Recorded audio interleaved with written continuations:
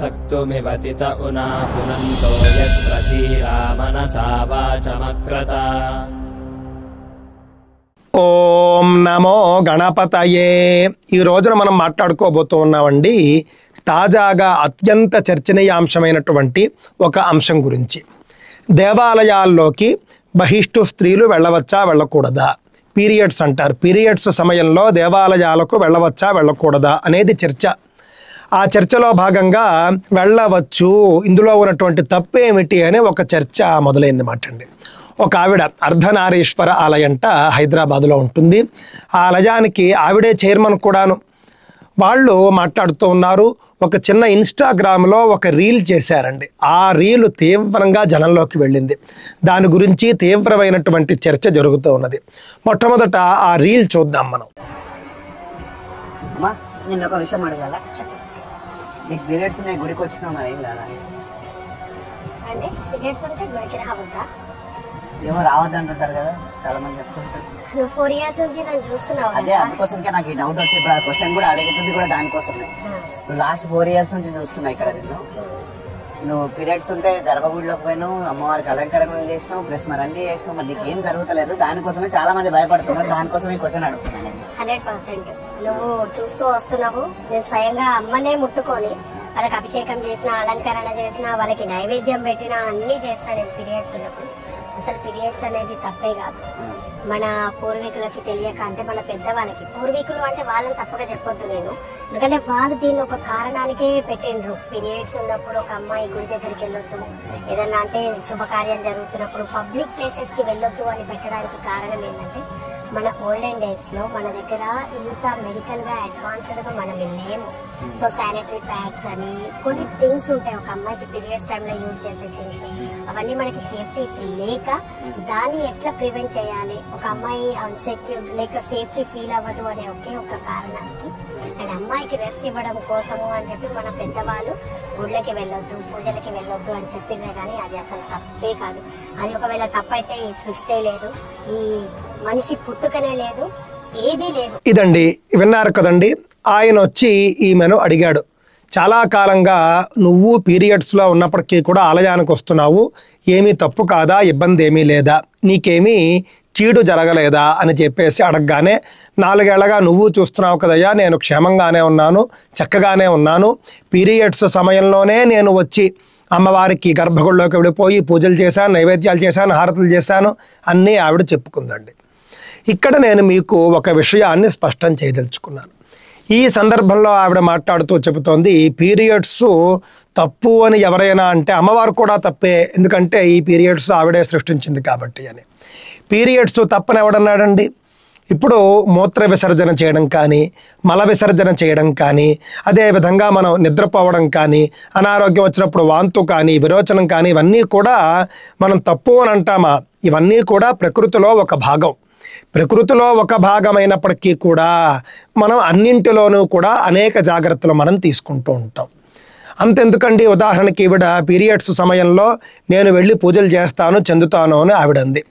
మరి మనం ఎవరైనా కూడా మనం మల విసర్జన చేసిన తర్వాత స్నానం చేయకుండా మనం దేవుడి వద్దకు వెళతామా? మూత్ర విసర్జన చేసిన తర్వాత కాళ్ళు చేతులు శుభ్రంగా కడుక్కోకుండా మనం భగవంతుడి వద్దకు వెళతామా? ఇవేమీ చేయం కదండి. మరి ఇవన్నీ కూడా తప్పు అన్న అభిప్రాయం. మూత్ర విసర్జన చేసిన తర్వాత కాళ్ళు చేతులు కడుక్కోవయ్యా, మల విసర్జన చేస్తే కనుక స్నానం చేయనిదే, పవిత్రమైన కర్మలు చేయకయ్యా అని చెప్పేసి నియమాలు ఉన్నాయి, అందరూ పాటిస్తారు, నాకు తెలిసి ఈవిడ కూడా పాటిస్తుంది. మరి అవి మనం పాటిస్తూ ఉన్నాము అని అంటే కనుక అవి తప్పు అని మనం అనుకుంటున్నట్లు కాదు. ఒక వయసు వచ్చిన తర్వాత అనేక రోగాలు వ్యాధులు వచ్చినప్పుడు మూత్ర విసర్జన అవటం లేదు అని అంటేనే మనం చాలా కంగారు పడిపోతూ ఉంటాం. అంటే సహజంగా జరగవలసినవి జరగకపోతేనే మనం కంగారు పడుతూ ఉంటాం.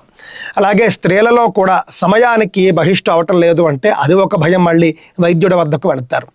అందువల్ల ఇవేవి కూడా తప్పు అని ఎవడూ చెప్పలేదు, ఇవి జరగకూడనివి అని ఎవడూ చెప్పలేదు. కాకపోతే దేనికి దానికి ప్రత్యేకమైనటువంటి నియమాలు ఉన్నాయి. ఇది మనం దృష్టిలో పెట్టుకోవాలి. ఇక రెండవ అంశం ఆవిడ చెబుతూ ఉన్నది, పూర్వకాలంలో అసలు టెక్నాలజీ లేదు, మన వాళ్లకు ఏమీ చేతకాక, ఇంచుమించుగా ఆవిడ ఉద్దేశం అదే, ఎలా వీటిని రక్షించుకోవాలో చేతకాక ఈ విధంగా అన్నీ కూడా చేశారు, మొదలుపెట్టారు అని చెప్పేసి ఆవిడ చెప్పిందండి. అంటే నాటి రోజుల్లో అలా చేశారు అని చెప్పేసి. ఎవరు చెప్పారండి? పూర్వకాలంలో అసలు మన దగ్గర అసలు అడ్వాన్స్డ్ టెక్నాలజీ ఇదంతా కూడా లేదని ఎవరు చెప్పారు? భారతంలో చూడండి, రామాయణంలో చూడండి, అలాగే వెంకటాచల మహాత్మ్యం నిన్న కాక మొన్న జరిగినట్లుగా మనం భావిస్తామంటే కలియుగాదిలో, అందులో కూడా మనం చూస్తే కనుక ఎక్కడికక్కడ మనకు స్పష్టమైనటువంటి ఆధారాలు ఉన్నాయి మన వాళ్ళు ఎంత ఉన్నతంగా నాగరికంగా జీవించారు అని చెప్పడానికి. అంతెందుకు, ద్రౌపదీదేవికి సంబంధించినటువంటి వస్త్రాపహరణ సన్నివేశానికి ముందు ఆవిడ ఏకవస్త్రయ్యి ఉంటుందంటే రజస్వలగా ఉంటుంది. నేను సభలోకి రాకూడదు, నేను రాను అంటుంది. సరే పోనీ సాధారణ స్త్రీలు అనుకోండి, ఈవిడ చెప్పినటువంటి ఏర్పాట్లు లేవనుకుందాం.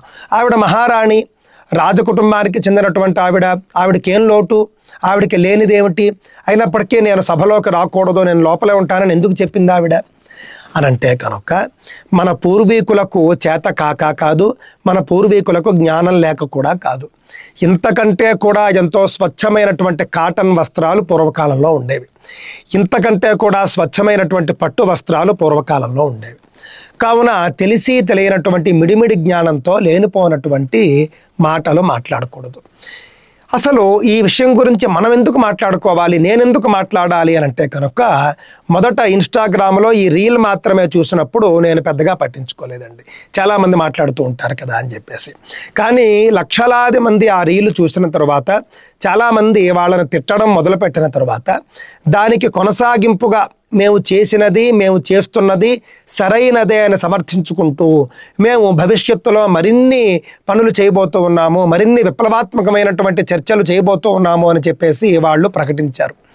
అందులో ముఖ్యంగా ఏమిటి, వాళ్ళు అనుకున్నది, వాళ్ళు చెప్పింది, అలాగే వాళ్ళు చేస్తూ ఉన్నది సరి అయినదే అని చెప్పడానికి వాళ్ళు ఎంత దూరమైనా వెళుతూ ఉన్నారు. అనేక ఛానళ్లకు వాళ్ళు ఇంటర్వ్యూలు ఇస్తూ వచ్చారండి. ఇంటర్వ్యూలు ఇస్తూ ఇదే మాటలు మళ్ళీ చెబుతూ వచ్చారు.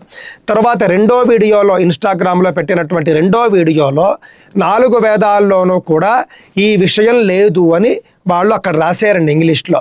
అదే విషయం వాళ్ళు పదే పదే చెబుతూనే ఉన్నారు. కానీ ఇన్స్టాగ్రామ్లో చూస్తే తర్వాత వీడియోలు లేవు, వీళ్ళు తీసేశారు, ఎందుకు తీశారో తెలియదండి. 4 వేదాల్లోనూ కూడా బహిష్టు స్త్రీలకు సంబంధించినటువంటి నియమాలు ఏమీ లేవు అని చెప్పేసి వీళ్ళు చెప్పారు చూసారా. దీనిని నేను గట్టిగా ఖండిస్తూ ఉన్నాను. కృష్ణ యజుర్వేదంలో 2వ కాండలో 5వ అధ్యాయం మీరు చూడండి, ప్రశ్న అంటారు, పన్నం అంటారు. 5వ పన్నం మీరు చూడండి, 2వ కాండ 5వ పన్నం. స్పష్టంగా అందులో రజస్వల స్త్రీలకు సంబంధించిన విషయాలు వేదంలో సాక్షాత్తుగా ఉంటాయి. ఏ విధంగా ఇది ఏర్పడింది అని. విశ్వరూపుడు అనే ఒక ఆయన ఉంటాడు. విశ్వరూపుడు అనే ఆయన త్వష్ట ప్రజాపతి కుమారుడు. విశ్వరూపుణ్ణి దేవతలందరూ పురోహితుడుగా నియమించుకుంటారు. బృహస్పతి కాకుండా అంతకుముందు విశ్వరూపుడు అని ఒక ఆయన అక్కడ దేవపురోహితుడుగా ఉండేవాడు. ఆయన రాక్షసులకు ఆయన బంధువు కూడా అవుతాడు. ఇటు రాక్షసులకు బంధువు, దేవతల పురోహితుడు స్థానంలో ఉన్నారు. ఆ విధంగా దేవతల ఆస్థానంలో ఉండి ఈయన దేవతలకు తెలియకుండా రాక్షసులకు కూడా హవిర్భాగాలు అందించడం అనేది చేస్తాడు. తద్వారా ఇంద్రుడికి ఆగ్రహం వస్తుంది. ఇది రాజద్రోహంగాను, ఒక దేశద్రోహంగాను ఇంద్రుడు భావించి ఆ యొక్క విశ్వరూపుణ్ణి శిక్షిస్తాడు, శిరస్సులు నరికేస్తాడు. ఆ కథ అంతా కూడా నేను రజస్వల నియమాలు అనేటటువంటి వీడియోలో సమగ్రంగా నేను చెప్పడం జరిగిందండి. ఆ సమయంలో విశ్వరూపుడు దేవతల పురోహితుడు, బ్రాహ్మణుడు, మహావిద్వాంసుడు కావున విశ్వరూపుణ్ణి చంపినటువంటి పాపం ఇంద్రుడికి చుట్టుకుంది. పంచభూతాలు అలాగే సకల ప్రాణులు కూడా ఇంద్రుణ్ణి నువ్వు బ్రహ్మహంతకుడివి అని చెప్పేసి ఆక్రోశించాయి, నిందించాయి. నదులు, ఆ తరువాత భూమి, ఆ తరువాత చెట్లు, చివరగా స్త్రీలు, ఈ విధంగా నలుగురిని ఆశ్రయిస్తాడు ఆయన. వీళ్ళ నలుగురిని కూడా ఆశ్రయించి బ్రహ్మహత్యా పాతకాన్ని పంచుకోమని కోరతాడు. వాళ్ళందరూ కూడా ఈ పాతకాన్ని పంచుకున్న కారణంగా వాళ్ళకు కొన్ని వరాలు కూడా ఇంద్రుడు ఇస్తాడు. అది వేరే విషయం, నేను గత వీడియోలో చెప్పాను. కావున స్పష్టంగా బ్రహ్మహత్యా పాతకం అనేది చాలా కోట్ల సంవత్సరాలకు పూర్వం స్త్రీజాతి స్వీకరించింది, భూదేవి స్వీకరించింది, చెట్లు స్వీకరించాయి, నదులు స్వీకరించాయి. కావున నెలలో ఆ 3 రోజులు కూడా స్త్రీలు బ్రహ్మహత్యా పాతకాన్ని స్వీకరించి మోస్తున్నట్లుగా మనకు వేదంలో కనిపిస్తుంది. లోకోద్ధరణ కోసమే వాళ్ళు చేస్తారు. ఎందుకు అనంటే ఇంద్రుడు అనేటటువంటి వాడు రాజు, దేవసింహాసనంలో కూర్చున్నటువంటి రాజుకు బ్రహ్మహత్యా పాతకం చుట్టుకుంది. ఆ బ్రహ్మహత్యా పాతకం పోతేనే కానీ ఆయన మళ్ళీ తేజస్వంతంగా పరిపాలించలేడు. అందువల్ల తమ రాజు యొక్క దోషం ఏదైతే ఉందో ఆ దోషాన్ని అందరూ పంచుకుని నేటికి కూడా పాటిస్తూ ఉన్నారు. ఇది రజస్వలా స్త్రీ, రజస్సుకు సంబంధించినటువంటి కథ మనకు వేదంలో సాక్షాత్తుగా ఉన్నటువంటిది. కావున నాటి నుండి 4 నియమాలు వచ్చాయన్నమాటండి. అందులో మొట్టమొదటి నియమం ఏమిటి అని అంటే కనుక భూమి మీద ఊషర క్షేత్రాలు అని ఉంటాయి. ఊషర క్షేత్రాలు అంటే పంటలు పండడానికి పనికిరానటువంటి భూములు అని అర్థం. ఆ విధంగా బీడు భూములను కూడా మనం అంటాం చూసారా, అక్కడ ఏ పంట పండదు. అలాంటి భూముల్లో బ్రహ్మహత్యా పాతకం ఉంటుంది. అదేవిధంగా నదుల్లోనూ చెరువుల్లోనూ కూడా నురగలు ఉంటాయి చూసారా, నురగ ఉంటుంది. ఆ నురగలో బ్రహ్మహత్యా పాతకం ఉంటుంది. అలాగే చెట్లు చేమల్లో జిగురులాగా కొంత స్రవిస్తూ ఉంటాయి చెట్లు, అందులో బ్రహ్మహత్యా పాతకం ఉంటుంది. స్త్రీలలో ఈ విధంగా రజస్సు రూపంలో బ్రహ్మహత్యా పాతకం ఉంటుంది. కావున ఎవ్వరూ కూడా అందుకే ఊషర క్షేత్రాల్లో దైవ కార్యక్రమాలు చేయరు, యజ్ఞయాగాదులు చేయరు. అందుకే మనం రామాయణాదుల్లో చూసామనుకోండి, జనక మహారాజు యజ్ఞం చేయడానికి ముందు ఆ యొక్క స్థలాన్ని దున్నుతూ ఉంటాడు ఆయన. ఆ దున్నే ప్రదేశంలోనే సీతాదేవి దొరుకుతుంది. ఎందుకు దున్నుతున్నాడు ఆయన? యజ్ఞం చేయడం కోసము ఆ భూమిని ఆయన వ్యవసాయ యోగ్యమా కాదా అని పరీక్షిస్తూ ఉన్నాడు. అక్కడ ఒక పంట పండాలి, పండితేనే అక్కడ యజ్ఞం చేస్తారు వీళ్ళు. ఆ విధంగా వాళ్ళు భూమిని దున్నుతూ ఉన్నారు. అంటే వ్యవసాయ యోగ్యమైనటువంటి భూమి యందు మాత్రమే యజ్ఞం చేయాలి అని. అంటే అక్కడ అర్థమేమిటి? బ్రహ్మహత్యా పాతకం లేని భూమి యందు చేయాలి అని. అదేవిధంగా నీళ్లు మనం పూజాధికాలకు ఉపయోగిస్తాం చూసారా, ఆ నీళ్లలో నొరగ ఉందనుకోండి, నొరగ ఉన్నటువంటి నీరు బ్రహ్మహత్యా పాతకంతో ఉన్నట్టు లెక్క. కావున వాటితో ఆచమనం చేయరు, దైవ పితృ కార్యక్రమాల్లో నొరగ నీటిని వాడరు. అదేవిధంగా చెట్ల జిగురు నుండి తీసేటటువంటి జిగురు పదార్థాలు ఏవి కూడా మనం స్వీకరించకూడదు అని చెప్పేసి నియమం ఉందండి.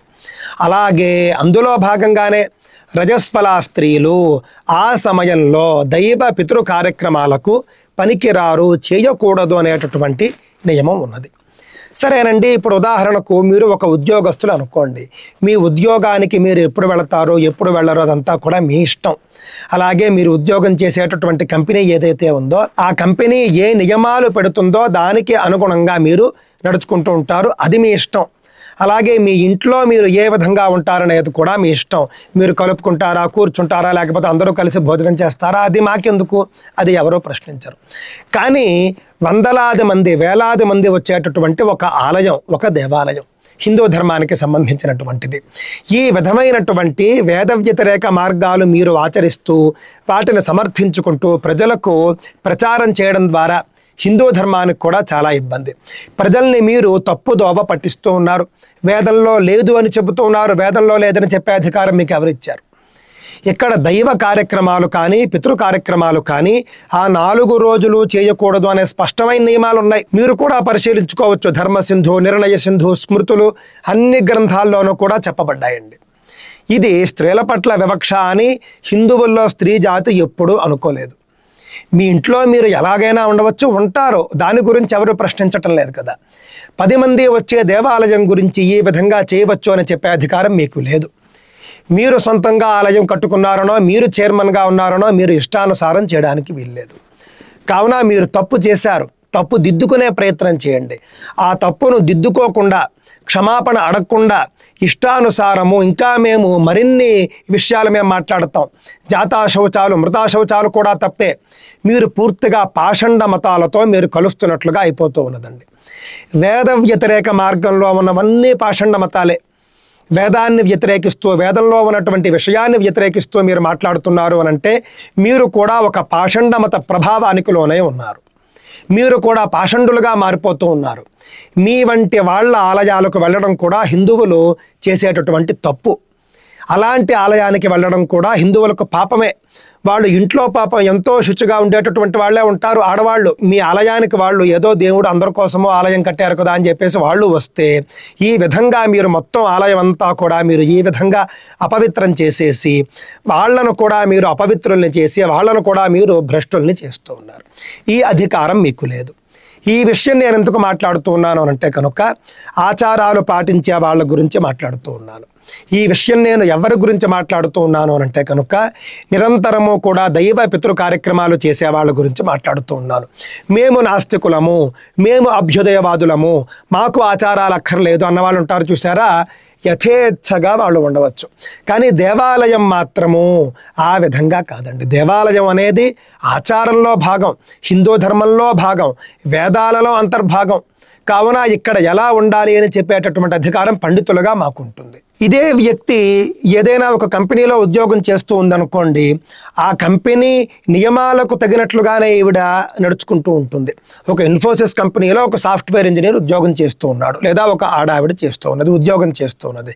కంపెనీ నియమాలన్నీ వీళ్ళు తప్పక పాటిస్తారా, పాటించరా? పాటిస్తారు కదండి.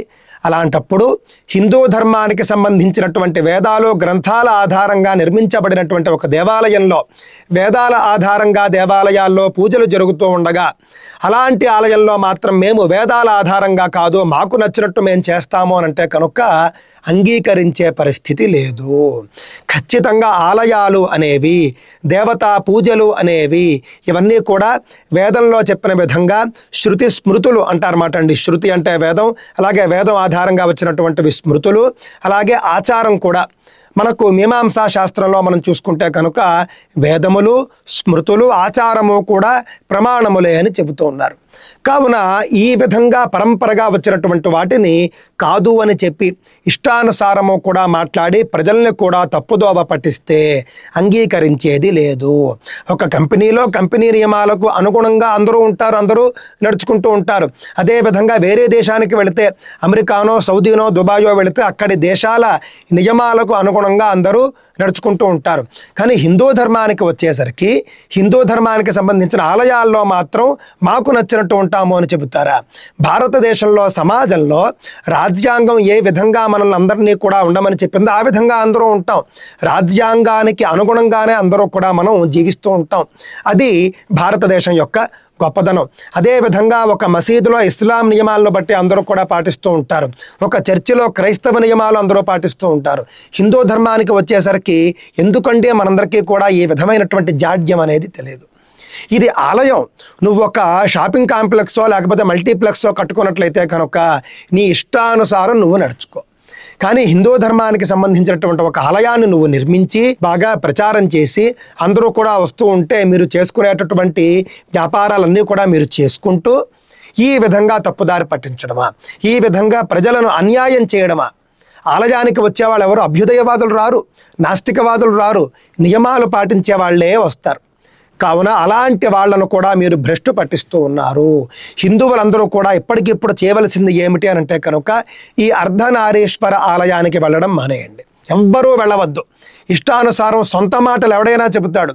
నేను కూడా సొంతంగా మాటలు చెప్పాలి అని అంటే ఈవిడ కంటే బాగానే చెబుతాను. మనకు ఉన్నటువంటి తెలివితేటలు, మనకు ఉన్నటువంటి మేధాశక్తి మనం ఆచారంలో చూపించకూడదు.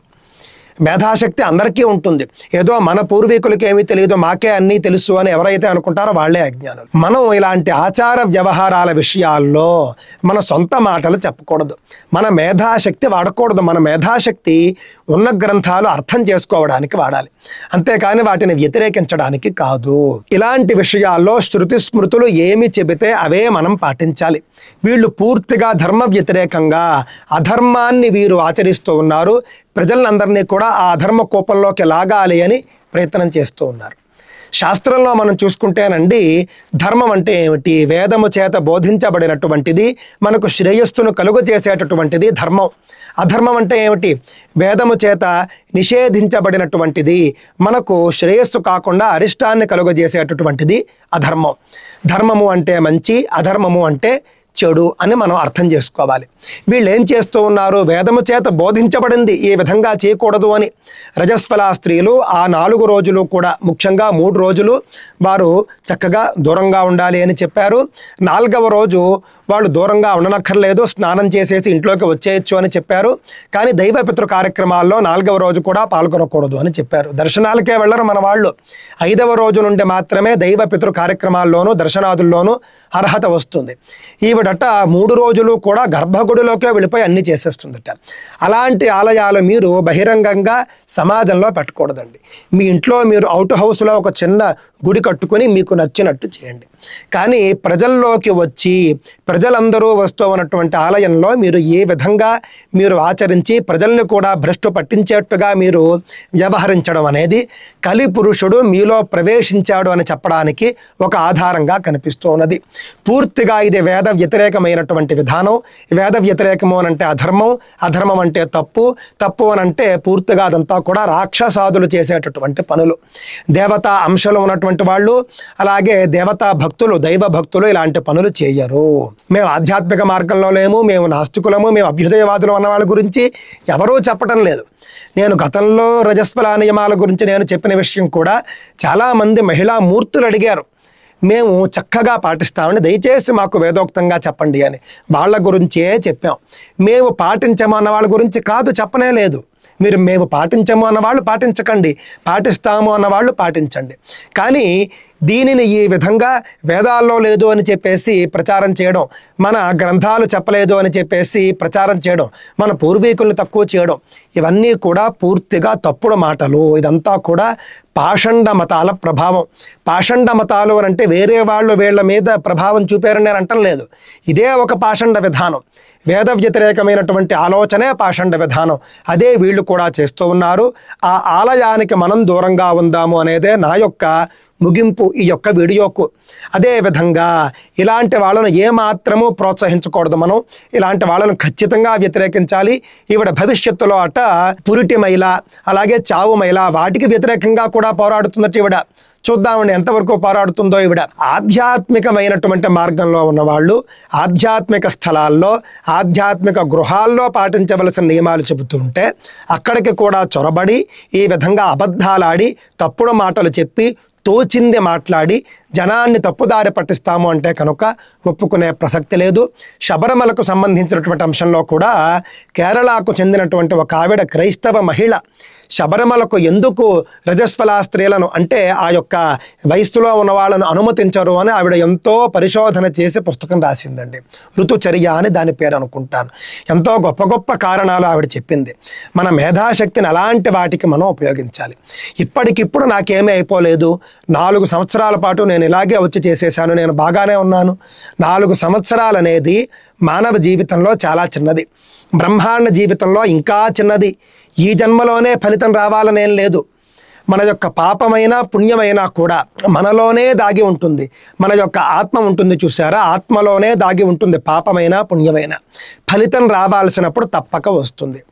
నేటి రోజుల్లో మనం బండి మీదో కారు మీదో మనం రోడ్డు మీదకు వెళతామండి. వెళ్ళినప్పుడు సిగ్నల్స్ వచ్చినప్పుడు చాలామంది తప్పించుకుని వెళ్ళిపోతారు. తప్పించుకొని సర్లే ఏమవుతుంది అని చెప్పేసి దాటుకుని వెళ్ళిపోతారు. అలాగా వాళ్ళు కొన్నిసార్లు చేయొచ్చుగాక, కానీ వాళ్ళు ఎక్కడో చోట కెమెరాలకైనా కూడా దొరికిపోతారు. వాళ్ళు కెమెరాల్లో దొరికి చలానానైనా సరే వాళ్ళు తప్పక కట్టాల్సినటువంటి పరిస్థితి వాళ్ళకు వస్తుంది. కావున మనం తప్పు చేసిన తర్వాత మనము దొరకము అనుకుంటే మన అజ్ఞానం. అలాగే సమాజంలో కూడా అనేక నేరాలు చేస్తారు. చేసిన తర్వాత తప్పించుకుని తిరిగినట్లుగా కొంతకాలం ఉంటుంది, మళ్ళీ పట్టుబడిపోతారు. కావున పాపానికి శిక్ష అనేది ఖచ్చితంగా ఉంటుంది, పుణ్యానికి కూడా సత్ఫలితము అనేది తప్పకుండా ఉంటుంది. ఈ రెండూ కూడా ఎవ్వరూ చూడకపోయినా మనలోనే ఉన్నటువంటి చైతన్య శక్తి ఆత్మ ఉంటుంది చూసారా, అందులో రికార్డ్ అయి ఉంటుంది. ఆ ఫలితం కాలాంతరంలో వస్తుంది. 4 ఏళ్లకి ఏమీ అయిపోదండి, ఏమీ అయిపోలేదు. కొంతమందికి వెంటనే వస్తుంది ఫలితం, కొంతమందికి ఇదే జన్మలో అతి త్వరలోనే వచ్చేస్తుంది, కొంతమందికి జన్మలకు కూడా ఆ యొక్క పాపం ఏదైతే ఉందో అది పూర్తిగా అది పట్టి పీడిస్తూ ఉంటుంది. ఇదంతా కూడా మనకు అనుభవంలో తెలిసేటటువంటి విషయాలు. అందుకే మానవ జీవితం చాలా చిన్నది కాబట్టి మనం అనుభవం ద్వారా అనేక విషయాలు తెలుసుకోలేం. కాబట్టి పెద్దలు చెప్పినటువంటి మార్గంలో నడుచుకోవడం అనేటటువంటిది ఎంతో బాగుంటుంది. ఈ విషయాన్ని అందరూ కూడా గ్రహించండి. నేను చెప్పేటటువంటి ప్రతి విషయము కూడా ఆధ్యాత్మిక మార్గంలో ఉన్నటువంటి వాళ్లకు, ఆచారాలు పాటిస్తాము అని చెప్పిన వాళ్ళను ఉద్దేశించే మాట్లాడుతున్నాను అనే విషయాన్ని మీరు గ్రహించాలి. మేము భక్తులం కాదు, మేము దేవుణ్ణి నమ్మము, మేము నాస్తికులము, మేము అభ్యుదయవాదులము అని అంటే ఈ ఛానల్ ఛానల్ అసలు మీ గురించి కాదు, దృష్టిలో పెట్టుకోండి. ఇలాంటి ఆలయాలకు దూరంగా ఉండండి. ఇలాంటి ఆలయాలకు కనుక మనం వెళితే కనుక భ్రష్టులమైపోతాము, మనం కూడా పాపాన్ని మూట కట్టుకుంటాము అనే విషయాన్ని మీరు దృష్టిలో పెట్టుకోండి. ఈ వీడియోపై తప్పక మీ అభిప్రాయాల్ని తెలియజేయండి. స్వస్తి.